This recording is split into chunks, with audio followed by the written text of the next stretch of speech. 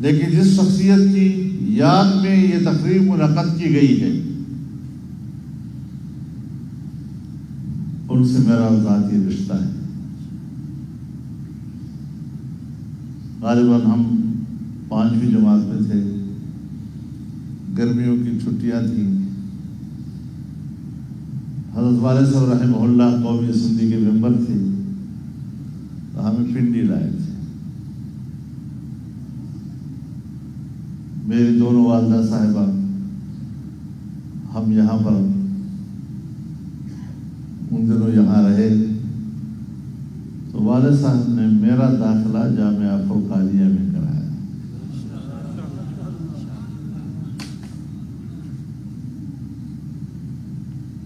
اور وہ چند مہینے میں نے اس مدرسے سے اکتساب فیض کیا ہے.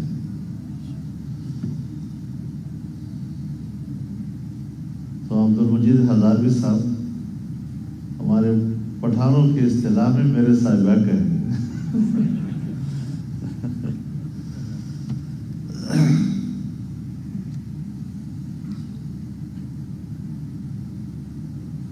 اس قسم کی تقریبات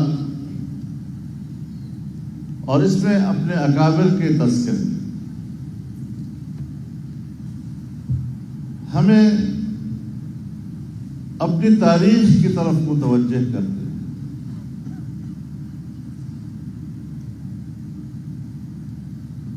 ہمیں اپنے اکابر کے نسب العین اور ان کی مشن کی طرف متوجہ کرتے ہیں. جب ہم اپنے نئے مستقبل اور آنے والے حالات میں اپنی کوئی راستہ ڈھونڈتے ہیں تو ہماری ماضی اور ہمارے اسلاف اور ان کی قربانیاں ہماری رہنمائی کر رہی ہوتی.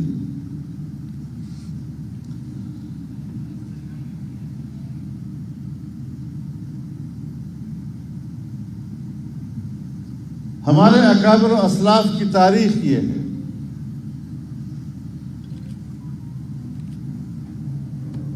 کہ ہر زمانے کی جماعت کو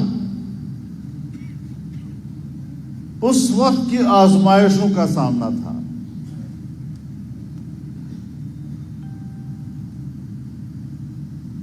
اور ان آزمائشوں کا مقابلہ انہوں نے جس بے باکی کے ساتھ، جس حکمت کے ساتھ اور جس دور اندیشی کے ساتھ کیا. ہم جو یہاں بیٹھے ہوئے ہیں یہ وہی متاع ہے جو آپ کے اور ہمارے حصے میں آئی ہے، اور ہم بھی اپنے دور کے کچھ آزمائشوں سے گزر رہے ہیں. میں ایک زمانے سے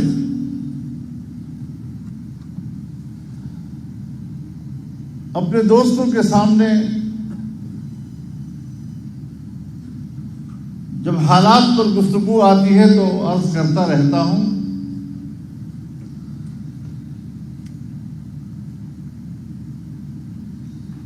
کہ کبھی ہماری جدوجہد اپنے نظریے اور عقیدے کے غلبے کے لیے ہوا کرتی ہے، لیکن آج اس وقت ہم جس حالات سے گزر رہے ہیں یہ شاید اب غلبے کی نہیں بلکہ اپنے عقیدے، اپنے ایمان، اپنے نظریے، اپنے نسب العین اور اپنے اسلام کی بقا کے لیے.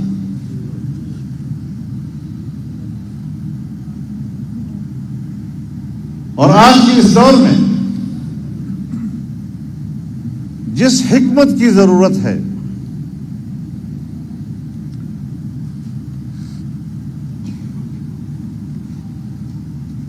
شاید ہم ابھی تک اس حکمت کا حق ادا نہیں کر پا سکے. حالانکہ دین نام ہے حکمت کا.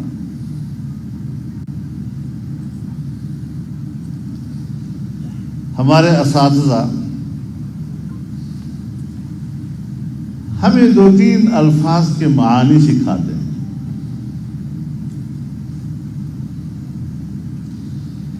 کسی چیز کے نفس ادراک کو علم کہتے ہیں.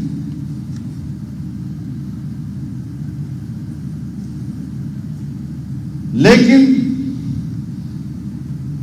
کسی چیز کے ادراک کے پیچھے جو علت کار فرما ہوتی ہے، جب ہم اس علت کو سمجھتے ہیں تو اس کو فقہ کہتے ہیں. اور جب ہمیں کسی چیز کا نفس ادراک بھی ہو جائے اور اس کے پیچھے جو علت ہے اس کا ادراک بھی ہو جائے تو پھر اس علم کو پبلک کے سامنے رکھنا، اس کا بیان کرنا، جب آپ اس کے موقع معان کو پہچان لیتے ہیں تو اس کو پھر حکمت کہتے ہیں. سو جب انسان کے اندر علم بھی ہو، انسان کے اندر فقہ بھی ہو اور انسان کے اندر حکمت بھی ہو، تو جس میں یہ تین چیزیں جمع ہو جاتی ہیں پھر اس کو عالم ربانی کہتے ہیں. تو علماء کرام کی بہت بڑی موجودگی یہاں ہے. اس حوالے سے ہمیں آج بہت سے مسائل درپیش ہیں.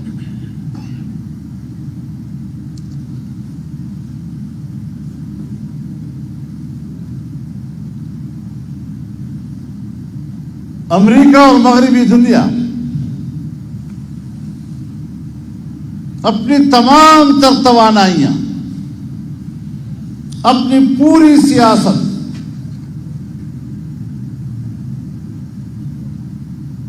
بین الاقوامی سیاسیات، حتیٰ کہ بین الاقوامی معیشت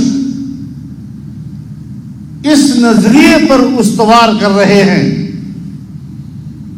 کہ دنیا سے مذہب اسلام کا خاتمہ کیا جائے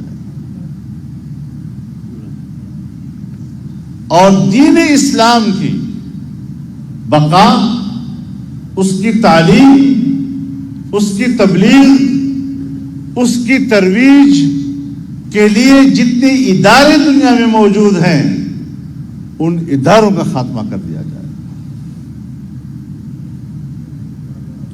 ان جماعتوں کا خاتمہ کر دیا جائے.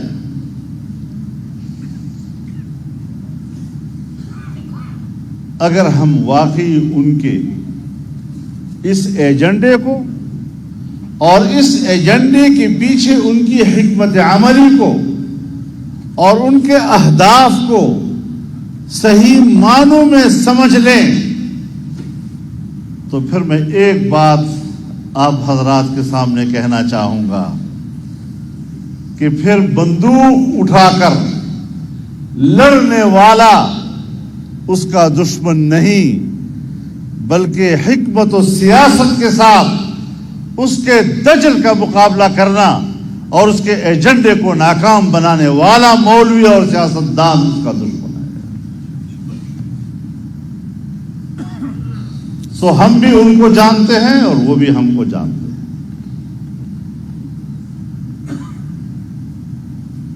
معاملہ بالکل واضح ہے. ہم آپس میں بیٹھے ہیں، ہماری سیاست میں مفادات کی سیاست بھی ہوتی ہے.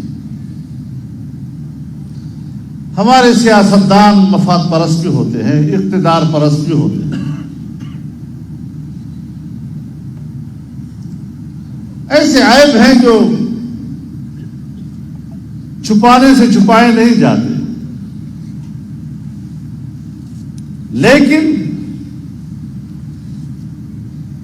کسی بین الاقوامی ایجنڈے کے تحت ان کا مشن لے کر اگر اقتدار تک کسی نے رسائی حاصل کی ہے یا اقتدار تک اس کو رسائی دینے کے لیے بین الاقوامی لابی اور اندر کی قوتیں استعمال ہوئی ہیں تو یہی حکومت تھی کہ جس نے پاکستان کے خاتمے کو اپنا ایجنڈا بنایا.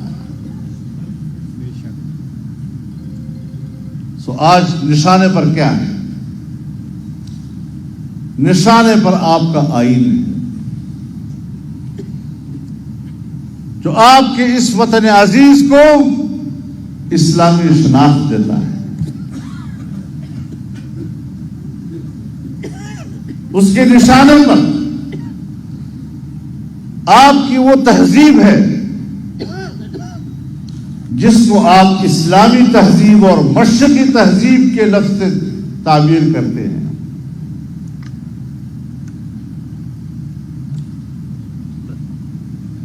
سو اس چادر کو وہ نوچنا چاہتے ہیں آپ سے.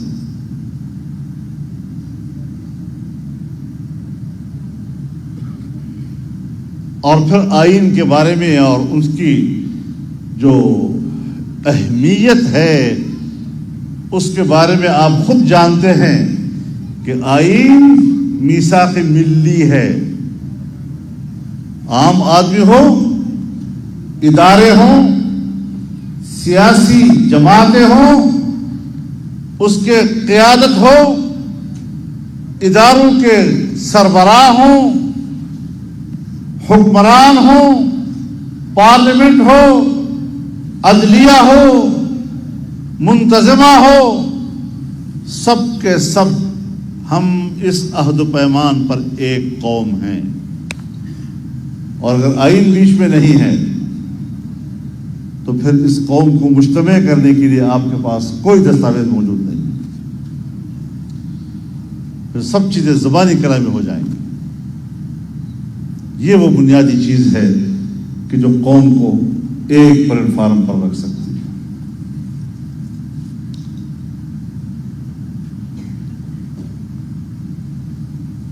ہم نے اس چیز کا ادراک کیا اور اس ادراک کے بعد ہم نے ایک موقف لیا. مجھے یاد ہے 2017 میں غالباً جولائی کے مہینے میں نے پشاور کے ایک تقریب میں یہ بات کہی تھی کہ ذرا دنیا کے ایجنڈے کو سمجھو.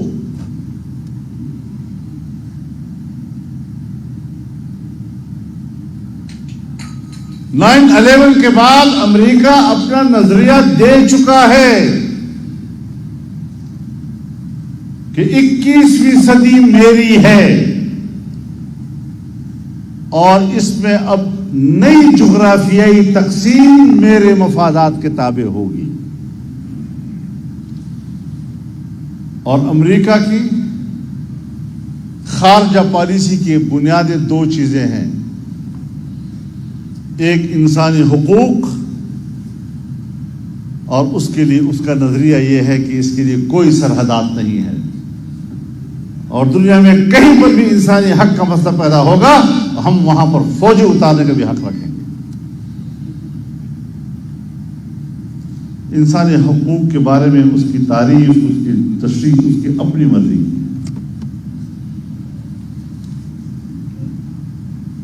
اور دوسرا ہے امریکی مفادات. سو امریکی مفادات کے لیے جتنی چھوٹی چھوٹی ریاستیں ہوں گی اس ریاست کے وسائل تک رسائی اور اس پر قبضہ کرنا امریکی مفاد میں اس کے لیے آسان ہوگا. تو میں نے کہا اس نظریے سے اگر ہم واقف ہیں تو اس کی ترتیب کیا ہوگی؟ اس کی ترتیب یہ ہوگی کہ ریاست میں پہلے سیاسی عدم استحکام پیدا کرو اور جب سیاسی عدم استحکام پیدا ہو جائے تو پھر معاشی عدم استحکام پیدا کرو اور جب افراتفری ہو سیاسی لحاظ سے، معاشی لحاظ سے ملک دیوالیہ ہو جائے تو پھر اس ملک کے اندر بغاوتیں کھڑی ہوتی ہیں اور اس ملک کی تقسیم کے اسباب پیدا ہو جاتے ہیں. سو میں نے کہا کہ یہ پاناما کا جو مسئلہ آیا ہے یہ سیاسی عدم استحکام کے لیے آیا ہے، اور جب یہ عدم استحکام ملک میں آ جائے گا اس کے بعد اگلا ایجنڈا معاشی عدم استحکام کا ہوگا، جو آپ حضرات نے عمرانی حکومت کی صورت میں دیکھ لیا ہے۔ تو اس ترتیب سے چل رہے تھے، اور خطے میں پاکستان کو نشانہ بنایا انہوں نے۔ پہلے افغانستان، لیکن افغانستان میں ناکام ہو گئے۔ وہاں تمدنی ماحول پر قبائلیت غالب ہے، تو وہاں کی اسٹریٹجک پالیسی مختلف ہوگی۔ لیکن پاکستان میں قبائلیت کے اوپر تمدن غالب ہے، یہاں آئین ہے، یہاں ادارے ہیں، یہاں اسٹیبلٹی ایک طرح کی ریاستی موجود ہے۔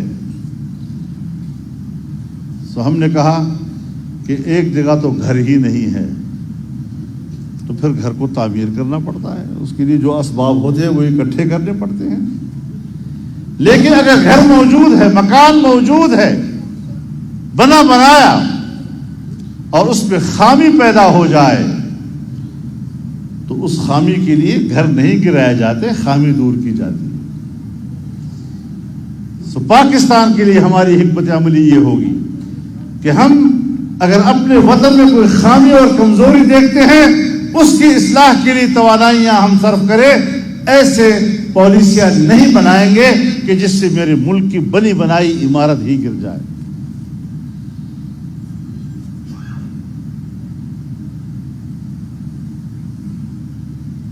اس سمت پر ہمیں سفر کرنا ہے۔ اب یہ دونوں صورتیں آ گئی۔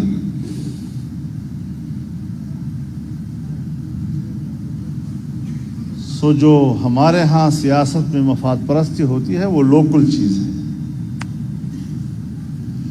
لیکن گزشتہ 3-4 سال میں یا جو اس وقت 5 سالہ چل رہا ہے، یہ بین الاقوامی ایجنڈے کے تحت چل رہا ہے،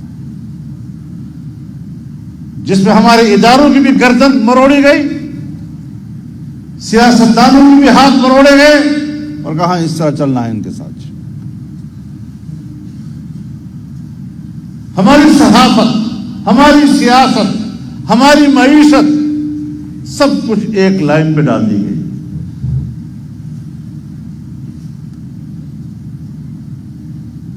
اب آپ کو سمجھ میں آ گیا ہوگا کہ تمام سیاسی قوتوں کا ایک جگہ اکٹھا ہونا کیوں ضروری تھا، اور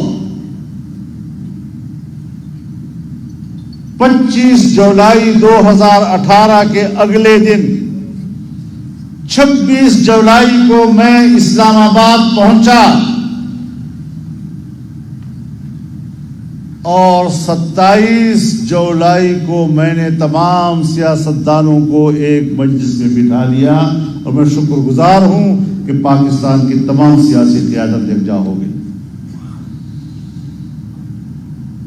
اور ایک سیاسی فیصلہ کیا کہ یہ حکومت ناجائز ہے، الیکشن قبول نہیں ہے، بڑے پیمانے پر دھاندلی ہوئی ہے۔ حالانکہ اس قوت کے بارے میں جو میرا نظریہ تھا، ممکن ہے میں اس وقت کسی کو قانع نہ کر سکتا، لیکن جس نقطے پر ہم ان کو قانع کر سکتے تھے اور ان کو آمادہ کر سکتے تھے، وہ دھاندلی کا ایک ایسا کھلا ڈولا دن دہاڑے ڈاکہ تھا کہ جس کا انکار کوئی نہیں کر رہا تھا، یہاں تک کہ ہمارے ساتھ اس قرارداد میں اور اس اتفاق رائے میں بیٹھی ہوئی کچھ جماعتیں جو بعد میں شامل ہو گئی حکومت میں، لیکن اس نظریے میں ہمارے ساتھ تھی، ایک اتفاق رائے پیدا کی، چاہے مذہبی جماعتیں ہوں، چاہے قوم پرست جماعتیں ہوں، چاہے علاقائی جماعتیں ہوں، چاہے قومی سطح کی جماعتیں ہوں، سب کے سب ہم ایک پلیٹ فارم پر اکٹھے ہو گئے تاکہ ملک کو بغاوتوں سے بچایا جا سکے، جہاں تک ہو سکے بکھرنے کے تمام اسباب کے راستے روک دیے جائیں،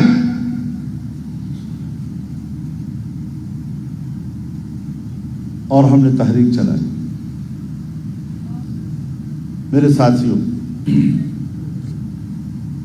تحریک کی حکمت عملی پر ہماری رائے شاید قبول نہ بھی ہوئی، لیکن ہم نے اس بات کو اہمیت دی کہ اتفاق رائے ہر صورت میں رہے۔ اس سیاسی اتحاد میں تھوڑی بڑی توڑ پھوڑ بھی آتی رہی، لیکن ہم نے دور نہیں جانے دیا کہ ہدف ایک رکھو۔ اگر آپ کا ہدف تقسیم ہو گیا تو پھر اس کے بعد اس ملک کے مستقبل کا کوئی، اب آپ مجھے بتائیں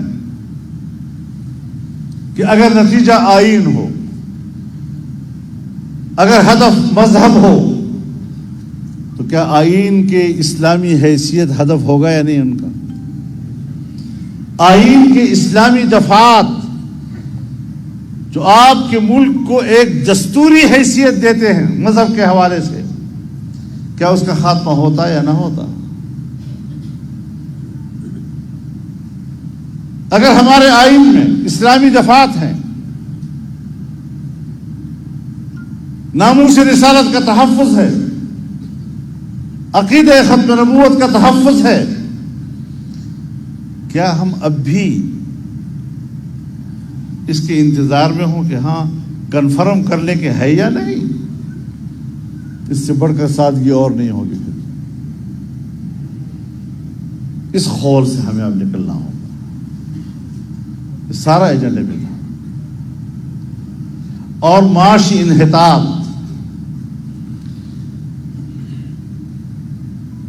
یہ منصوبے کے تحت تھا،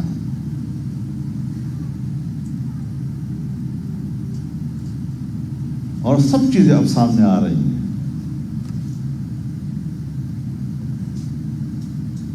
200 سال پہلے یا 250 سال پہلے کا جو زمانہ ہے، بین الاقوامی معیشت ایشیا کے ہاتھ میں تھی۔ اس دوران نوآبادیاتی نظام آیا، کہیں پر انگریز نے، کہیں پر فرانس نے، کہیں پر اٹلی نے جگہ جگہ علاقوں پہ قبضے کر لیے، اور جس کو ہم سامراج کہتے ہیں، سامراج، میرے خیال میں ڈکشنری میں تو شاید یہ لفظ نہیں ہوگا ہے، لیکن ہم خود اس کی ایک تعریف کرتے ہیں کہ کسی ریاست کی معیشت پر قبضہ کر کے اس کو سیڑھی بنا کر اس کی اقتدار پر قبضہ کرنا، اسے سامراجیت کہتے ہیں۔ یہی ہمارے ساتھ ہوا ہے، انگریز نے یہی راستہ اختیار کیا، ایسٹ انڈیا کمپنی آئی، تجارتی کمپنی تھی، لیکن بعد میں حکمران بن گئے، اور جو ہی انہوں نے اپنی حکمرانی کا اعلان کیا، ہمارے اکابرین نے اس کے خلاف جہاد کا اعلان کر دیا۔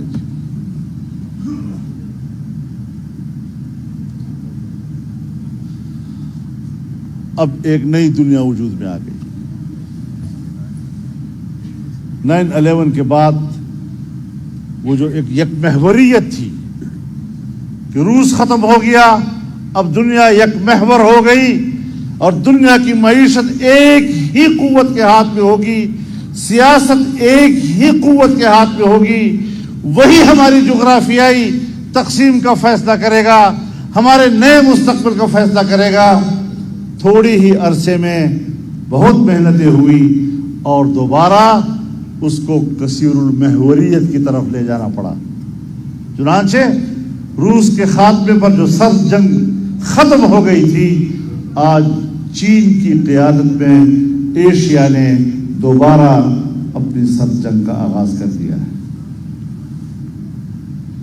پاکستان کے راستے سے دنیا کے ساتھ تجارت کا پہلا راستہ پاکستان تھا، اور سوویت یونین کی شکست کے بعد اس فارمولے پہ کام ہونے لگ گیا۔ پاکستان پر اعتماد تھا کہ یہ چین کا اتنا قریبی دوست ہے کہ دنیا کے ساتھ میری تجارت کی شاہراہ بننے کے بعد کم از کم پاکستان مجھے نقصان نہیں پہنچائے گا۔ جاپان کے سمندروں میں ان کو خطرہ تھا، ابنائے ملاکا کے راستے سے تجارت کرنے میں ان کو انڈیا کا خطرہ تھا، لیکن پاکستان کو محفوظ راستہ سمجھتا تھا۔ اس پر کمٹمنٹ تھی ہم سب کی، لیکن ایسی قیادت کو پاکستان پر مسلط کیا گیا کہ جس کا ہدف چین کی تجارتی راستے کو روکنا تھا۔ سپیک ایک سڑک کا نام نہیں ہے، ایک شاہراہ کا نام نہیں ہے، ایک پیکج کا نام ہے جس میں آپ کی معیشت، آپ کی توانائی، آپ کی انرجی پاور کو بڑھانا اور بین الاقوامی تجارت سے پاکستان کو وابستہ کرنا، اس عظیم منصوبے کو ناکام بنانا، یہ پاکستان کو معاشی لحاظ سے کمزور کرنا تھا۔ کتنے بڑے بڑے منصوبے جو اب تک پتہ نہیں کہاں پہنچ چکے ہوتے۔ اور ایک چیز میں آپ کو بتانا چاہتا ہوں کہ وہ گوادر کہ جس کی بندرگاہ کے بارے میں کہا جاتا تھا کہ پوری ایشیا کا گہرے ترین سمندر ہے اور دنیا کا بڑا سے بڑا جہاز یہاں آ کر رک سکتا ہے، کراچی سے بھی گہرا، چابہار سے بھی گہرا، بندر عباس سے بھی گہرا، دبئی سے بھی گہرا، جدہ سے بھی گہرا، اتنا ڈیپسٹ سی جو اس پورے ایشیا میں تصور کیا جاتا تھا، آج آپ جائیں اور اس سمندر پہ کھڑے ہو جائیں، اس کی سطح مٹی آتے آتے 11 فٹ رہ گئی ہے۔ اب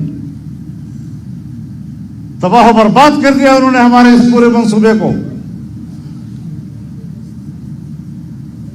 اب یہ اگر سب اکٹھے نہ ہوتے، ایک قومی وحدت وجود میں نہ آتی، ہم اس ایجنڈے کے خلاف جہاد نہ کرتے، اور اگر مزید، میں سالوں کی بات نہیں کہتا، چند مہینے بھی مزید یہ حکومت برقرار رہتی تو شاید آج آپ ملک کو دعائے خیر کہہ رہے ہوتے۔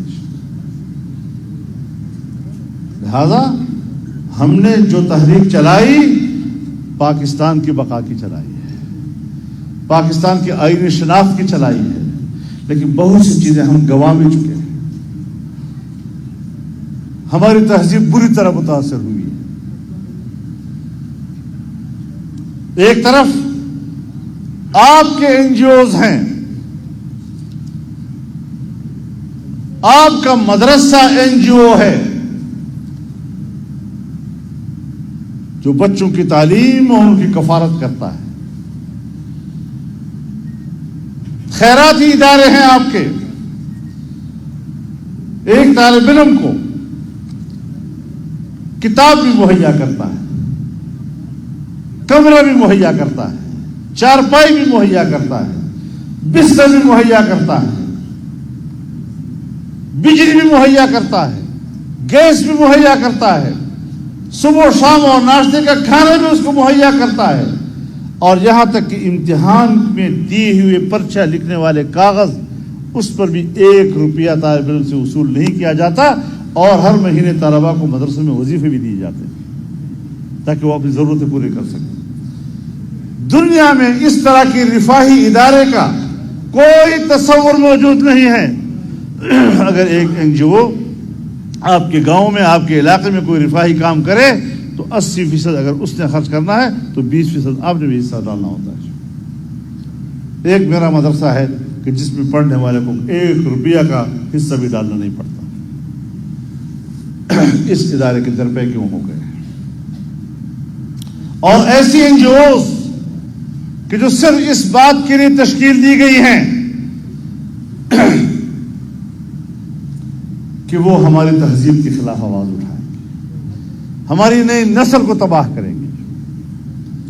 اور میرے سامنے اس کا اعتراف ہوا ہے، میرے سامنے، کہ ہم نے خیبر پختونخوا کی حکومت اس لیے ان کے حوالے کی ہے کہ پشتون بیلٹ میں مذہب کی جڑیں گہری ہیں، اور مذہب کی ان گہری جڑوں کو اکھاڑنے کے لیے اس سے زیادہ موضوع شخص ہمارے پاس نہیں تھا۔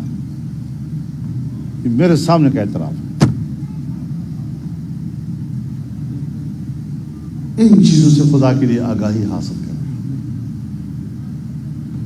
آج ہم نے کچھ جزوی کامیابی حاصل کی. جس دلدل میں قوم اتر گئی تھی اور خاص طور پر معاشی حوالے سے، اب اس دلدل سے نکالنا میرے خیال میں نکالنے میں زیادہ وقت لگتا ہے، لیکن عام آدمی تو بھوکا ہے. بھوک والا تو یہ بات سننے کو تیار نہیں ہے جی کہ صبح تک انتظام کرو. تو عام آدمی کا رونا دھونا اور شکایت کہ جی پہلے بھی یہ حالت تھی، اوذینا من قبل ان تأتینا ومن بعد ما جئتنا.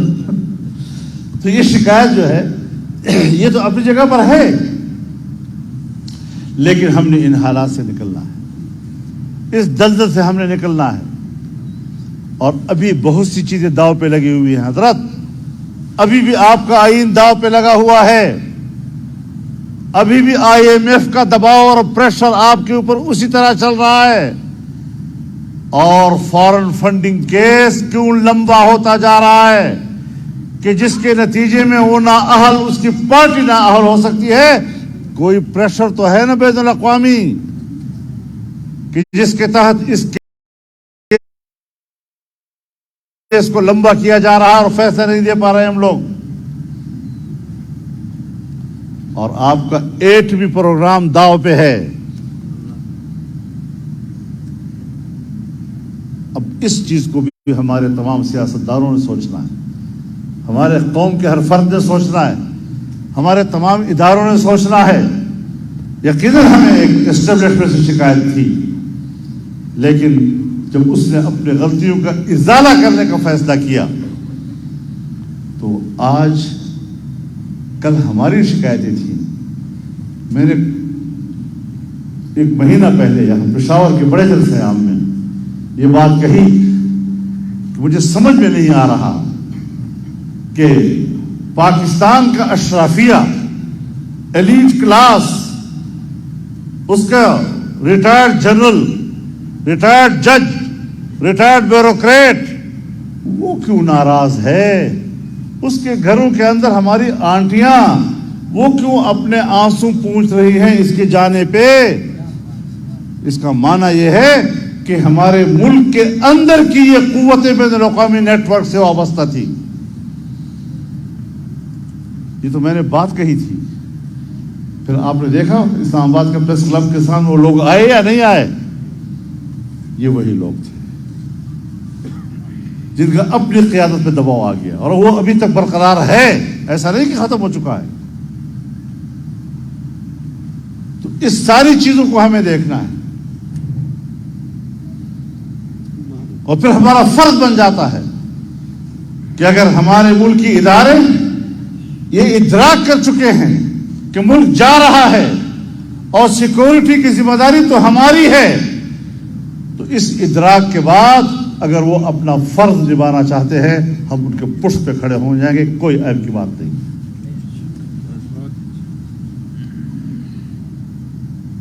یہ نہیں کہ ہم کوئی مروب ہیں، یہ نہیں کوئی ہمارے مفادات ہیں. جب اختلاف تھا تو ڈٹ کر کیا ہے، لیکن آج اگر ملک کو بچانے کا ایک متفقہ تصور سامنے آ گیا ہے، احساس سامنے آ گیا ہے، تو اس احساس میں ہم ایک قوم بننے کے لیے تیار ہیں. کوئی عیب کی بات نہیں. یہ ساری چیزیں ہمیں مد نظر رکھنی ہوں گی کہ ملک کہاں داؤ پہ لگا ہوا ہے. لیکن انشاءاللہ IMF کے اس دباؤ کا بھی ہم حکمت سے مقابلہ کریں گے انشاءاللہ. اور اگر IMF ہو یا FATF ہو یا کوئی بین الاقوامی ادارہ ہو، اس قوت کو جو ان کے کہنے پہ آیا تھا تو ہم ان کے خلاف بھی آواز بلند کریں گے. ہم اپنے ملک اور ملک کی مفاد پر کمپرومائز کرنے کے لیے تیار نہیں. خط لہرایا میرے خلاف سازش ہوئی ہے، وہ ماں تو مر گئی، خاموش ہو گیا مسئلہ جی. پھر کہا مجھے قتل کرنے کی سازش ہو رہی ہے. کس نے مارنا ہے تجھے، کیا کر کے مارنا ہے؟ وہ بھی ختم ہو گئی. اب کہتے ہیں خط پہ کمیشن بٹھاؤ. امریکہ نے بھی کہہ دیا جھوٹ بولتا ہے, ہماری سکوٹے والے بھی کہتے ہیں جھوٹ بولتا ہے. اب کہتے ہیں کمیشن بٹھاؤ. میں نے کہا کمیشن اس پہ نہیں بٹھائیں گے تمہارے خط پہ, یہ کوئی اتنی بڑی بات نہیں ہے. اگر کمیشن بٹھانا ہے تو پھر کمیشن اس بات پر بٹھائیں گے کہ تمہیں اقتدار میں لانے والے کون تھے, تمہیں قوم پر مسلط کرنے والے قوت کون تھی. اس میں رہے بات, یہ چیزیں نہیں چلیں گی. اب 4 حلقے کھول دو, 10 حلقے کھول دو, 50 حلقے کھول دو, 70 حلقے کھول دو, اور ہم مانتے جا رہے اور مانتے جا رہے, اور اس میں مستی آتی رہی اور سمجھتا رہا جو کچھ میرے منہ سے نکلتا ہے وہ سب ہو کے رہتا ہے. تو اب زبان سے کوئی بات کر کے نکال, پھر میں تمہیں دیکھتا ہوں تمہیں کس طرح مذاق بنا رکھا ہے ملک کو تم نے.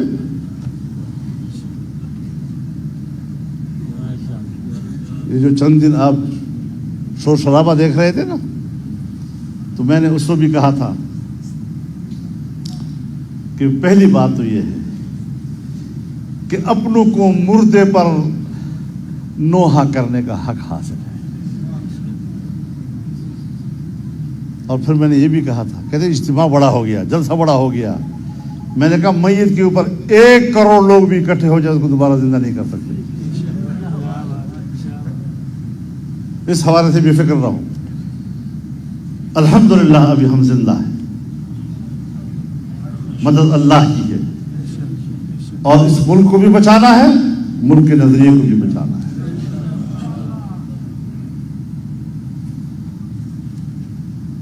تو یہ ہمارے ان اکابرین کی وہ تاریخ ہے کہ جس کو آج آپ نے اور ہم نے زندہ رکھنا ہے. اپنے حجروں میں بیٹھ کر اپنی زندگی کو محرابوں تک محدود کر کے ہم اپنے ان اکابرین کا حق ادا نہیں کر سکتے. ہم اس عمل پر شاید قیامت کے روز ان کے سامنے جواب دہ ہوں گے.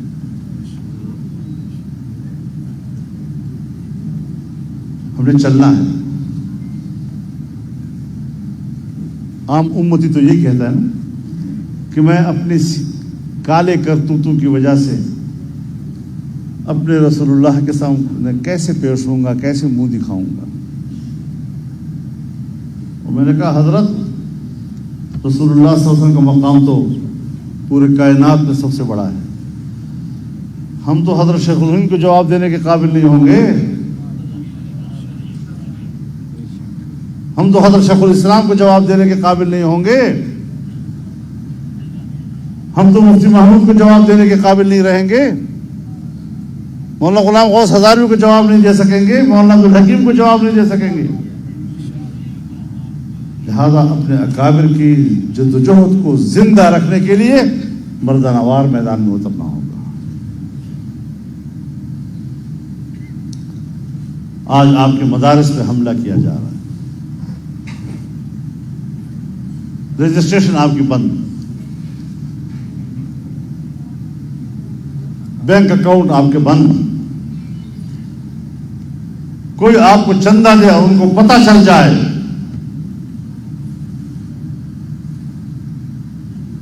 تو ان کے پیچھے لگ جاتے ہیں. مدرسے کو 10 روپے کیوں دی,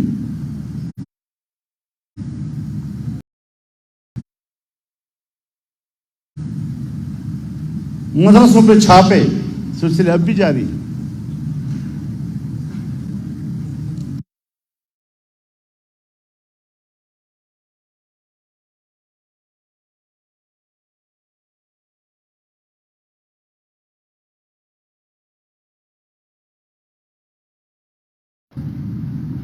یہ معاملات سب ٹھیک کرنے ہوں گے ہمیں.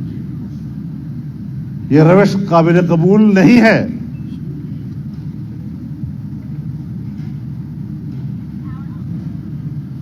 مولانا تقی عثمانی صاحب دامت برکاتہم تشریف لائے تھے تو پتہ چلا کہ وہ پشاور آئے تھے.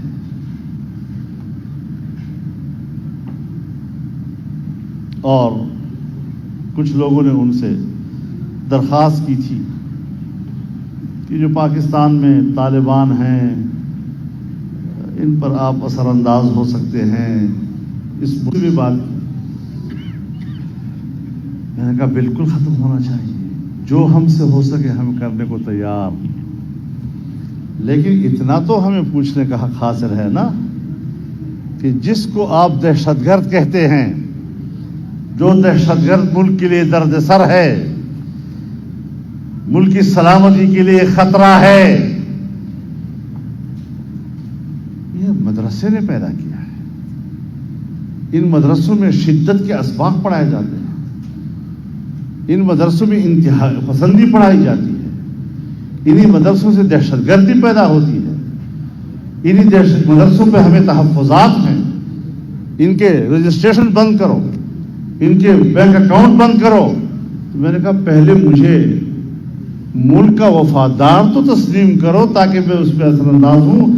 اس ساری دہشت گردی کا ذمہ دار بھی میں، اس کی ذمہ دار بھی مدرسہ، اور اس کو پڑھانے والا بھی مدرسہ، دہشت گردی سکھانے والا بھی مدرسہ، بندوق کندھے پہ اٹھانے والی تعلیم بھی مدرسے نے دی، اور مدرسے سے کہا جا رہا ہے کہ آئیے میرا سا مسائل کرو.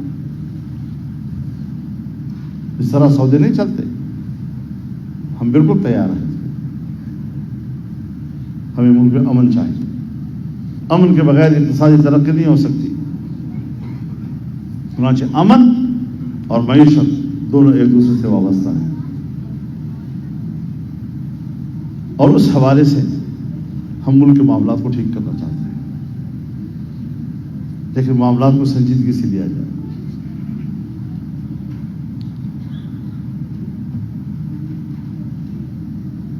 بین الاقوامی دنیا بھی اس پہ سیاست کر رہی ہے. مدرسہ یہ مدرسہ صرف پاکستان میں ہے؟ یہ مدرسہ وہی مدرسہ ہے جو ہندوستان میں ہے. وہاں تو آج بھی رجسٹریشن شرط نہیں ہے. پاکستان میں ضروری قرار دیا گیا. 5 وفاق ہائے مدارس ادھر بنگلہ دیش میں ہیں، 5 کو بورڈ کا درجہ دیا گیا ہے.